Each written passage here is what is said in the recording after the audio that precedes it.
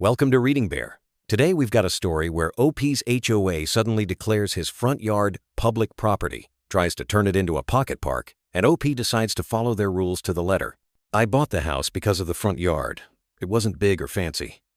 It was just a square of grass with a maple tree that shaded the porch, wide enough that you could sit outside with a coffee and wave to whoever was walking a dog. It was my little patch of calm. The street was quiet. The house was older than most of the neighborhood and sat at the edge of a development that came later. When the HOA formed for the newer homes, my parcel never joined. The title paperwork was very clear about that. The old-timers in town knew the property lines by heart. They'd nod at my place and say, "That one's independent." For a while, the HOA and I were fine.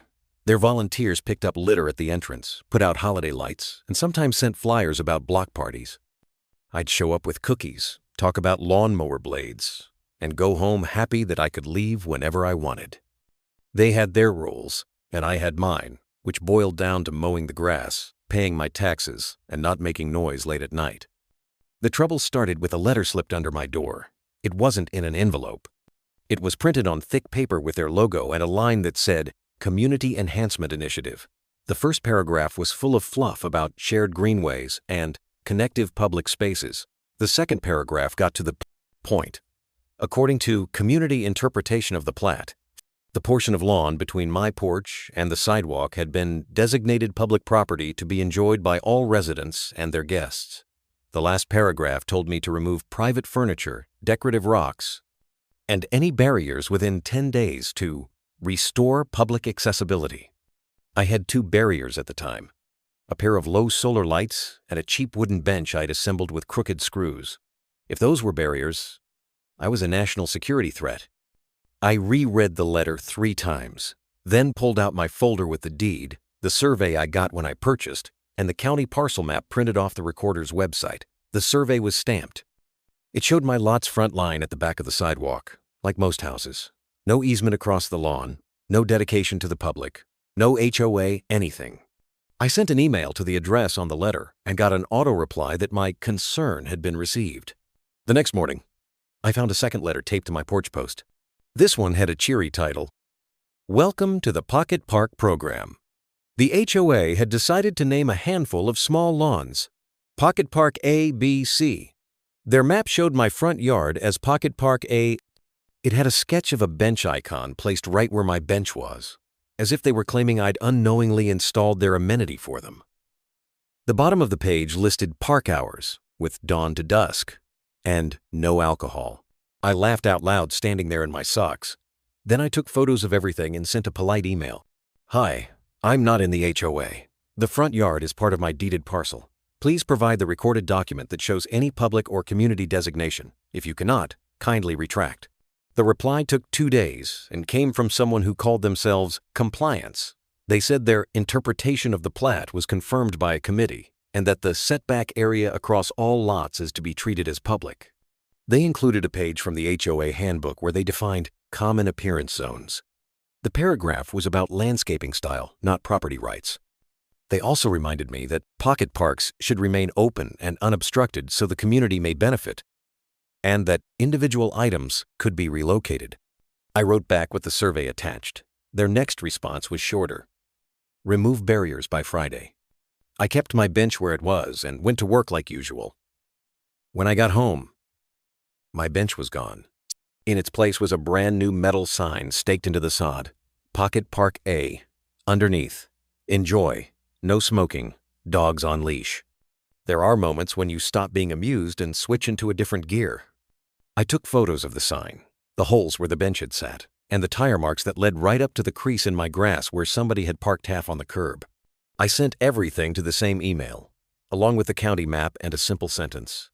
"You are trespassing and removing my property." The next day, a man in a polo shirt with an HOA badge knocked on my door. He talked quickly. He said their amenities committee had voted to keep the area open. He told me my bench had been relocated for safety and that I could retrieve it from the clubhouse if I signed a release acknowledging it had been placed in a shared space. I said I would be happy to pick up my bench when they showed me a recorded easement. He shrugged and said, "We go by the community documents," and handed me a form with the words "violation, blocking public property," printed on it. He pointed at the solar lights and wrote barrier next to a scribble that looked like a child's drawing of a fence. As he turned to leave, he gestured at my lawn like he was presenting a prize. "It'll be nice. Movie nights, that sort of thing." Neighbors started walking across my grass instead of using the sidewalk. It wasn't their fault entirely. The sign practically invited them to cut diagonally from one corner to the other. It took exactly 1 day for a golden retriever to choose the new park as a restroom. By the weekend, there were 2 lawn chairs set up on the edge near the curb. They weren't mine. I went down to the county recorder's office in person. I asked for the original subdivision plat for the newer development and pulled every recorded HOA declaration. The clerk helped me build a stack. None of the documents put my lot in the association. None of them gave anyone any right to use my front yard. The only thing that touched my lot was a city utility easement underground near the curb for water, which is normal. I made copies. Then I stopped by the city's permit counter and asked a general question about fences. The city had a brochure. I could put a fence up to a certain height behind the sidewalk within my property line if I got a simple permit and stuck to the visibility rules for driveways and corners. That night, I looked up the HOA handbook online. I read it end to end. It said a lot about mulch types and paint swatches. It also had a section labeled Common Area Safety Standards. It said community spaces adjacent to roadways shall be protected by a barrier or fence approved by the Architectural Committee. It also said common areas could be temporarily closed for maintenance or safety. It outlined hours and signage requirements. It was the kind of language you write when you're trying to manage a pool and a playground. What it did not do was create property rights, but it created standards the HOA themselves had to follow if they owned something. The Malicious compliance plan kind of wrote itself after that. Step 1 was the survey. I called the same company that did the original and asked for a restake of the front line. A tech came out with a metal detector and a bundle of flags. He found the iron pins in the corners, measured, and set bright stakes exactly where the map said they should be. In the grass, a few feet behind the sidewalk. He gave me a new stamped letter confirming the line. Step 2 was to put the HOA's own words to work. They said the lawn was public property and pocket park. Their handbook said pocket parks had to be fenced when near roads. The city said I could put a fence on my line with a permit. So I applied for the permit, attached the survey letter, and wrote, "Installing decorative fence for safety of community users per HOA Common Area Safety Standards." The city approved it and told me to keep the fence a certain height near the driveway. That was fine. I hired a licensed contractor from down the road who liked straightforward jobs. We picked a style that looked nice but practical. Wrought iron look, self-closing gate, simple latch that could be locked. The quote made my eyes water, but by then, I was committed. Step 3 was to give the HOA notice in language they liked. I sent an email titled, Pocket Park A, Temporary Closure for Maintenance. I copied the exact phrasing from their handbook and cited the page number. I said the area would be closed for safety improvements and included the city permit number. I attached the survey letter again. I asked them to please remove any HOA fixtures from the area within 48 hours. That meant their new sign. I sent a second email with an invoice for past mowing of Pocket Park A, itemizing the hours, water, and fertilizer for the last season per HOA Common Area Maintenance Standards. The number was not crazy. It was what I actually spent, plus a reasonable hourly rate. I said I expected payment within 30 days or I would consider other remedies. They replied with one sentence, "You have no authority to alter public property." The day the fence crew showed up, the HOA president arrived with the same badge guy and 2 volunteers. The truck parked along the curb and the guys began unloading posts. The president paced around the lawn like he was guarding the borders of a country. He told the foreman he couldn't dig there. The foreman pointed at the survey stakes and shrugged. He had a permit. He had a check from me. He had a schedule. The president used his phone like it was a magic wand. He called someone, then someone else. He told me I needed architectural approval. I told him I wasn't in the association. He said the community had rights. I held up the papers from the recorder's office. He waved his hand and said, "We go by current interpretation." We attracted an audience. People walking dogs slowed down. A neighbor watered his flowers a little too long while watching. Someone yelled, "What's going on?" The president announced to anyone within earshot that I was fencing public land. I announced that I was fencing my own property with a permitted fence. Someone suggested we call the police and let them decide. You could tell that was the HOA's plan anyway. The president did, and a patrol car rolled in. The officer stepped out calm, took a look, and asked for paperwork. I showed the permit and the survey letter. The president showed the pocket park map with the cute icons. The officer was polite but very clear. My stamped documents trumped their clip art. He said it was a civil matter and that nobody should interfere with the permitted work. He told the HOA folks not to remove the survey stakes. He wrote down names. He left. The crew set posts that day and cemented them in. The next day, they hung panels. It looked better than I expected. Clean lines, nothing prison-like. You could see the lawn through it. It actually made the porch feel more private while still looking open. Halfway through day 2, someone pried up the Pocket Park A sign and took it away. I didn't ask questions. Maybe they realized how dumb it looked. When the gate went on, the contractor showed me the latch. It closed automatically. It could be locked with a padlock. He handed me 2 keys. I snapped a lock onto it and turned the key. It clicked with a sound that felt like the end of a chapter. That night, I got 10 emails. Half were from the HOA threatening fines and lien action. I ignored those because they can't lien a house that isn't part of their association.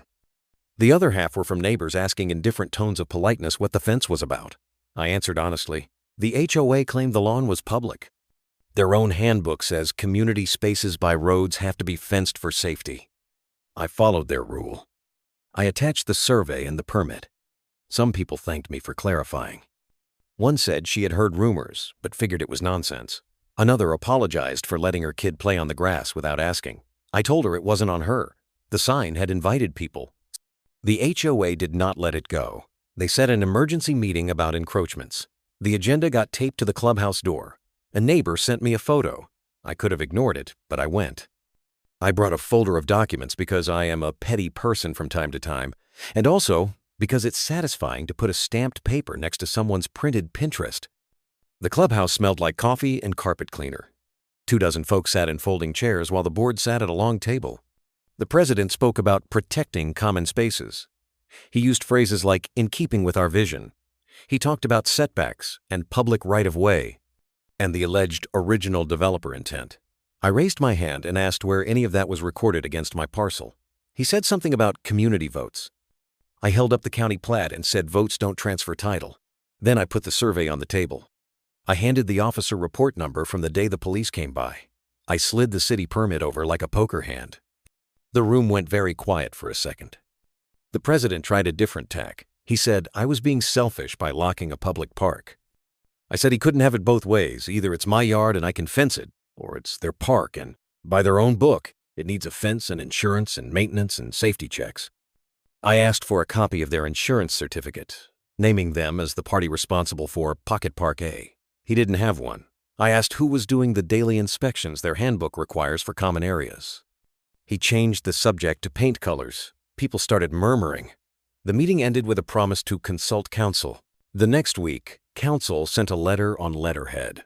It said I was in violation of the CCRs by installing a fence without approval. I poured a cup of coffee and wrote a reply that started with, I am not subject to your CC, rupees.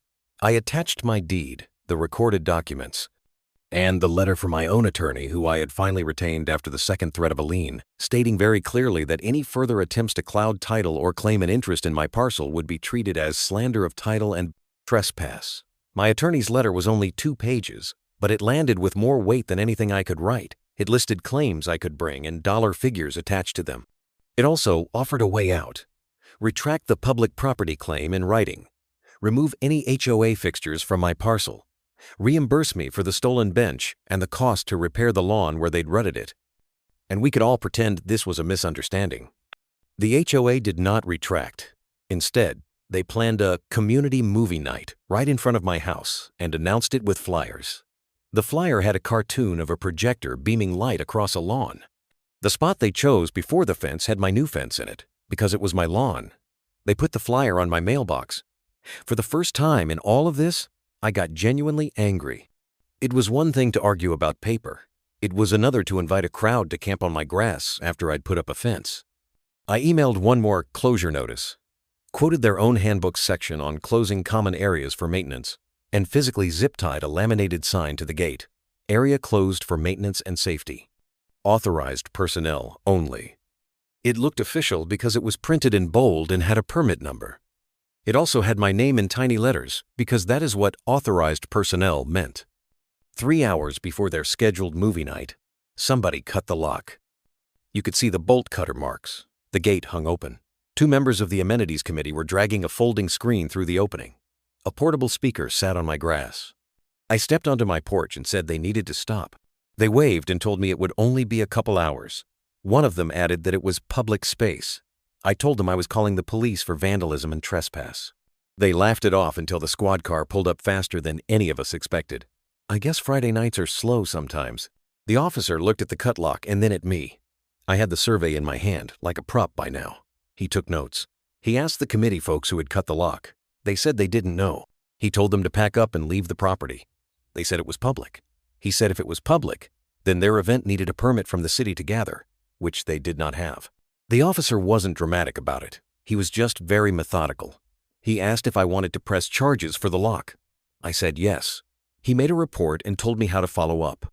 He also told the group that, unless they had a court order, they shouldn't be cutting locks on fences. And if they believed the area was truly public, they should take it up with the city and the courts rather than pushing their luck on someone's lawn. They left. The chairs scraped. The screen scraped. The speaker made a sad little squeal as it was unplugged. I replaced the lock with a shrouded one the next day.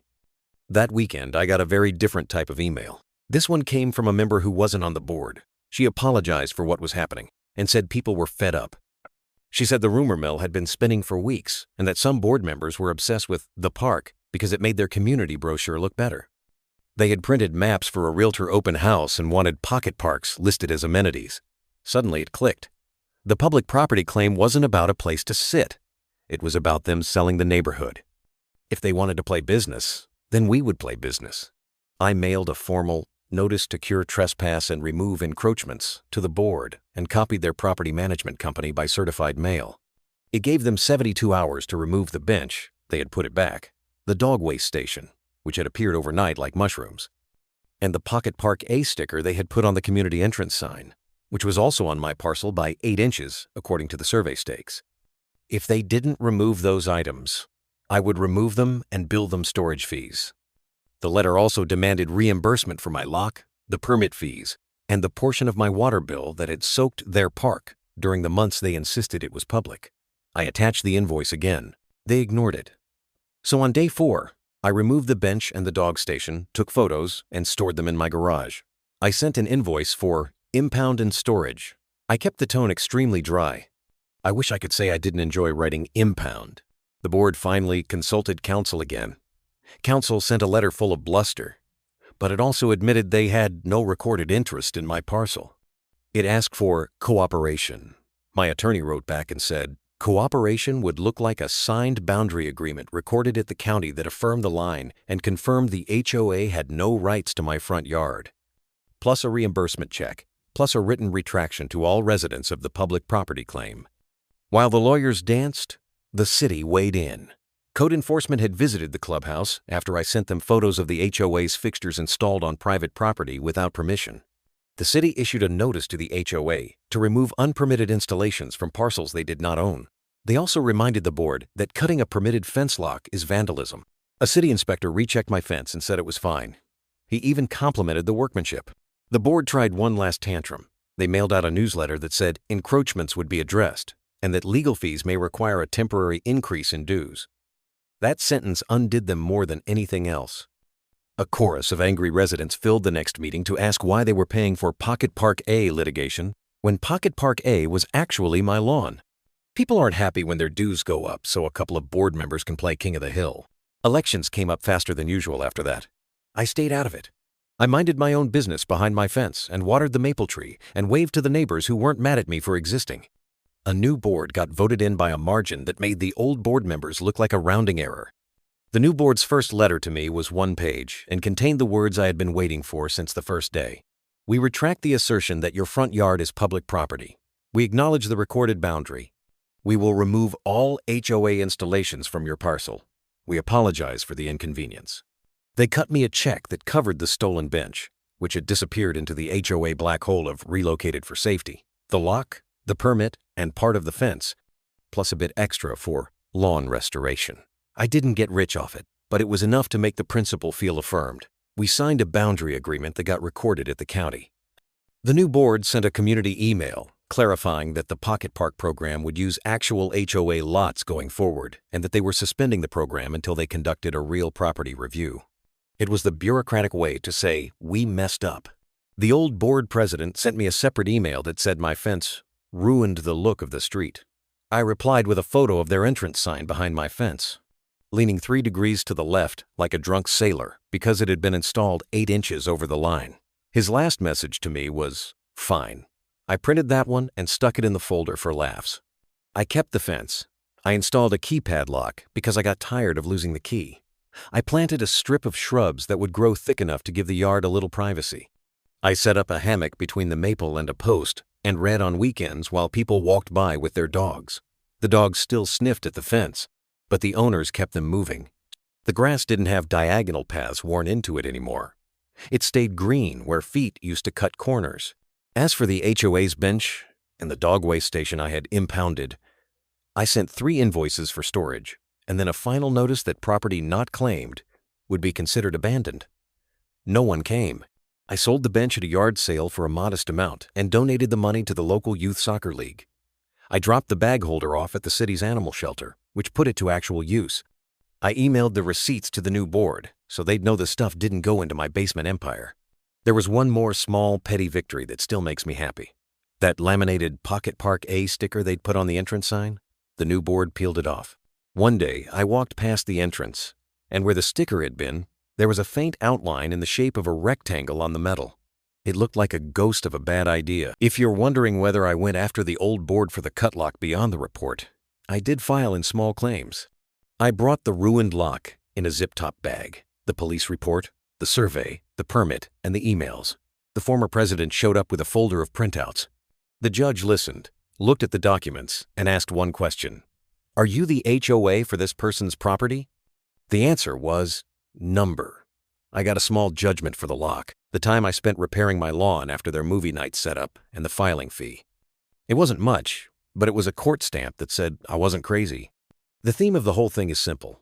If you tell me my front yard is public property, don't be surprised when I follow your rules to the letter and build a safety fence around your supposed public park, lock it for maintenance, and then hand you a bill. Malicious compliance works best when the other side writes their own trap.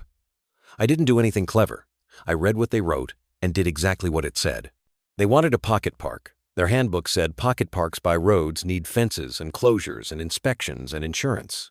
I gave them the fence and the closure and asked for the insurance. They couldn't provide it because the park never existed. The fence remained because it was mine. People ask me why I didn't just sue. Honestly, I like my quiet yard more than I like filing motions. Also, I didn't need a war to win. The board embarrassed themselves in public. The city nudged them back into their lane, and the neighbors voted in folks who read documents before taping signs to people's lawns. That's enough justice for a street where everybody still has to see each other at the mailbox. The maple tree throws shade across the porch the same as it always did. On warm evenings, I sit out there and watch the same dogs walk by. Every once in a while, someone stops at the fence and says, "So what was the deal with the park?" I tell the short version. I don't need to relive every email and stamp. I point at the little brass plate by the gate that the fence company offered for free. I ask them to engrave the lot and block number from my deed. It's a tiny memorial to a tiny war. There's a moral floating somewhere around this that isn't fancy. Read your deed. Keep your paperwork. Don't let a committee's interpretation replace the ink on file at the county. And if somebody insists your lawn is a community amenity, feel free to provide the amenity exactly the way their own handbook requires: locked, fenced, maintained, and closed until further notice. After the dust settled, the new board actually did something useful. They converted a weedy strip by the clubhouse land the HOA actually owns into a real pocket park with 2 benches and a tree. They used their own budget, filed the right permits, and posted their insurance. People sit there now, and that's fine. They even got a proper dog bag station installed with a little trash can. The dogs approve. Meanwhile, my yard is back to being what it was when I bought the place. A small square of green in front of a small house where you can sit with a coffee and wave at people you know. There's a fence now, but it hasn't ruined anything. It just draws the line that existed all along. I keep the laminated "Area closed for maintenance and safety" sign in my garage. It makes me smile. Sometimes I think about hanging it again just for the joke. I don't. The joke landed already. The people it needed to land on got it. One afternoon, months after everything ended, the former HOA president walked by. We did the awkward neighbor nod. He paused, looked at the fence, then at the maple tree, then at me. He said, "You know, it does look all right." I told him, "It keeps the park safe." He smirked. I smirked back. We've both learned to keep our sentences short. That night, I took out the folder one last time and tucked it deeper into the file cabinet behind car maintenance records and appliance manuals. I don't expect to need it again. The paper is there anyway. A quiet line of defenses. I hope I never have to read out loud to anyone with a badge that says, "Compliance." This all started because someone decided a pretty brochure needed a dot labeled Pocket Park A. It ended with a boundary agreement, a fence, and a community that figured out how documents work.